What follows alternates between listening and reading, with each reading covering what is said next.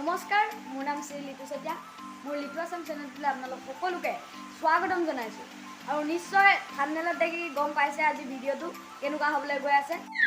আমি যাম আজি ক্ৰিকেট খেল চাবলৈ, আৰু ক্ৰিকেট খেলখন প্ৰেক্টিছ কৰি আছে আমাৰ দা ধৰা বি টিম। প্ৰেক্টিছ কৰাৰ কাৰণটো হৈছে অহা কাইলৈ বৰুৱাবালিত এখন ক্ৰিকেট খেল অনুষ্ঠান পাতিছে, এখন অনুষ্ঠান তাত যাবৰ কাৰণে। আৰু আজি প্ৰেক্টিছ কৰাকৈ আপোনালোকক দেখুৱাওঁ। নিশ্চয় আপোনালোকে ভিডিঅ'টো পাব, আৰু বৰুৱাবালি যোনখন খেল হ'ব তাতো ভিডিঅ'টো দেখুৱাম। ভিডিঅ'টো স্কিপ নকৰাকৈ চাই থাকক, তালৈ গৈ আছোঁ।